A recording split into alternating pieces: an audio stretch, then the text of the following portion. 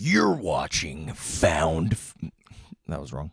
You're watching Watch This found footage.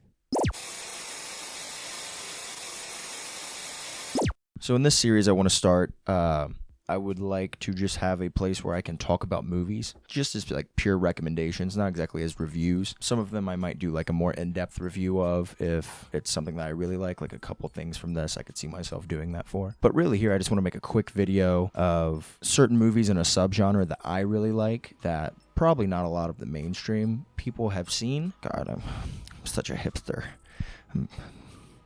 I'm a film bro. And in this case, we're going to do found footage. When you're looking at found footage as a subgenre, I believe one of the most important things to look at is a little movie called The Blair Witch Project. In 1999, I was a whopping 1 year old, but you didn't have to be around at that time to understand the importance of what the Blair Witch Project did when it was released. There isn't a movie that could be released in the same way as the Blair Witch Project was back then today. Mainly because the internet was so early in its infancy, people kind of believed everything that they read online. Not that people do that nowadays. What made the Blair Witch Project really stand out was everything they did before the movie. They did a lot of things that broke the fourth wall, that broke into our world outside of the movie, the side that the audience is on. For example, missing person leaflets that had cast members' characters, their fictional characters on there, saying that like these college student filmmakers had gone missing and no one still knew their whereabouts, and like this is the movie about what happened to them. And that brought a shit ton of intrigue to the film, because even if you didn't believe it, you were given the opportunity to maybe see what actually happened if this was all real. Back then they used chat rooms just to have certain people that were on the crew or on the cast go in as fake accounts and talk about like, oh my God, did you hear what happened with the Blair Witch Project? Oh, have you seen this leaflet about the Blair Witch Project? It was in my newspaper. And it spread like wildfire for people. And you can't really do that today. If you were to post something online, people would immediately be able to tell that it was done for publicity or an advertisement. Like, for example, I've been seeing a lot of like sporting events, specifically for horror movies. I know they did it for the new movie Megan, where they had people dressed like Megan, like out in the stands and stuff like that. And people that didn't really know the movie were probably like, okay, what's this weird fucking group doing over here of girls just dressed like this little doll? But people that knew the movie were like, oh, cool, it's for Megan. That's really neat. I still think that's a really cool way to advertise. It just doesn't have the impact that the Blair Witch Project's advertising had. And that all has to do with the time and place that the movie was released. Yeah, I just wanted to give a quick backstory to why I think found footage as a genre is unique. And a lot of that has to do with what the movie Blair Witch did in 1999. There's also certain movies like Cannibal Holocaust that a lot of people consider the first found footage film. It's a lot less controversial what they did with Blair Witch. I don't think they actually had to go to court for Blair Witch, but that's because though not everything in Cannibal Holocaust was a real death, there were animals and stuff like that, and it was a sketchy situation. It was not handled the best, but we're not exactly talking about that. Though that's a really important movie too, and if that's what you want to watch, feel free. I just give you the warning. There's a trigger warning for just about anything that you can be triggered about in Cannibal Holocaust. I understand that a lot of people hate it. I don't mind it. Don't mind is not exactly the best word. It makes me uncomfy, but I seek out being uncomfortable by movies sometimes. So if you're into that, go ahead and do that. Might be your cup of tea. Speaking of cup of tea. That's so goddamn hot. Okay. Yeah, so I just wanted to give a quick backstory on the Blair Witch Project. Most of you, if you're watching this video, probably already know a lot about it, but it's something that you should look deeper into. It's a really interesting story, and it was so important. We're still feeling the ripples from the waves that the Blair Witch Project made in 1999. Anyway, let's get to the recommendations, because that's what the video is actually about. This first recommendation is one that I hold pretty dear to my heart. I really liked this movie when it came out. As a media production student, when quarantine hit in 2020, this movie hits me in a personal way of I kind of had to do the same thing that these people had to do, but just to a much, much less successful degree. So I understand how difficult this movie had to have been to make. And that movie is Host. Host, if you don't know, a quick synopsis is about a group of friends who hop on a Zoom call to have a seance performed for them by a medium. And thankfully for us, the viewers, everything goes terribly wrong. That's about all you really need to know. It's just such a fun movie.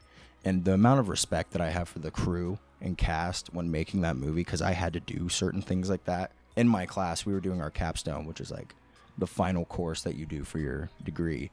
And we just had to stop dead in our tracks with the production that we had been working on. And we were all super bummed out and super sad because we had been working on this movie for a couple months.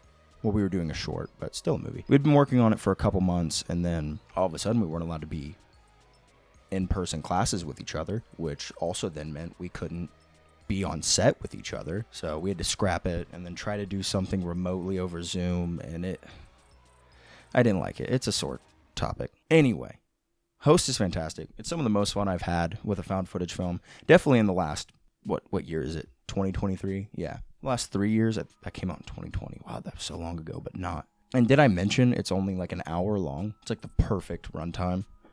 Why can't every movie be like an hour long? That would be beautiful. I would watch so many more movies. Host. Check out Host.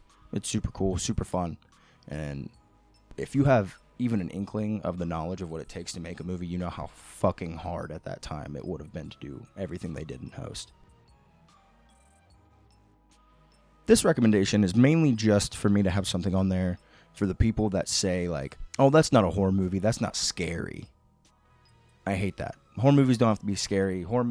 Being under the genre title of horror is so much more than just being afraid of it. That's just a lot for a topic of a different video, I would say, because I could just complain all day about people saying that. This movie I'm purely putting on this list because it has one of the scariest scenes that I've ever personally seen, and that is Ganjam Haunted Asylum. Ganjam Haunted Asylum, though definitely not like the best movie on this list of recommendations I'm going to give you, in no way is a bad movie. And you probably won't hear me sing praises for like its production value or its storytelling or its uniqueness like I will maybe the next movies. But God, it scared the shit out of me. It has one of the scariest scenes that I've ever seen in a movie. And that's all because something about the Asian horror trope of just pale-faced women with the pitch black eyes that crawl at you. They're always fucking crawling at you. Why just fucking stand up, walk at me? That's much less scary. I mean, I want it to be scary, but you get it. It scares the shit out of me. I think I just watched The Grudge too early in my life, and it scarred me. Am I trauma dumping?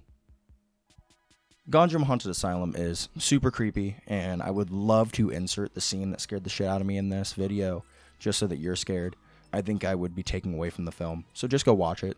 It's super creepy, and I'm probably hyping it up too much for you, but there's just one scene that the sound design and the shot, oh, if you've seen it, you know exactly what I'm talking about. It's heebie-jeebies, dude.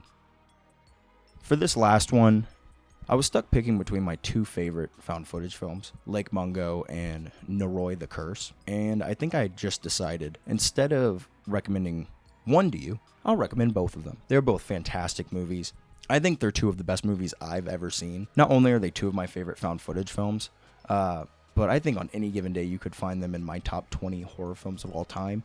Maybe even both of them in my top 10. I would really have to sit down and think about which movies would kick either of those out of that list. But they are so good. And I don't want to really spoil anything for them. I think both of these movies I could turn into full videos on their own for each of them, just for a full-on review or deep dive of.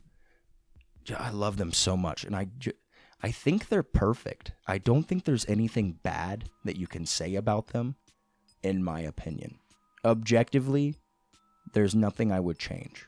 They're fantastic. With Lake Mungo, I would describe it as a slow-burning atmospheric wonder that kind of has you questioning everything that you're being shown.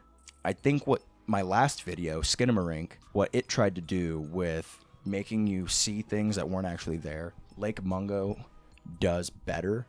I think it's less in your face. It's just so creepy, and it's so realistic. The actors in it make you think it's an actual documentary. Yeah, Lake Mungo is fantastic. And then Noroi the Curse. Noroi is more of like an in-your-face supernatural mind fuck, like ectoplasmic worms crawling through your skull mind fuck, which you will not get until you watch this movie. So go watch it, and you'll understand why I'm talking about worms. I don't want to say more about it. I just want you to watch it. It's so good. They're both perfect. So yeah, that's about it. If you want a super quick movie that's just bite-sized that you can respect the shit out of, like myself, watch Host. If you want a movie that's going to make you pee-pee poo-poo your pants, watch Ganjam Haunted Asylum, because I know I did that.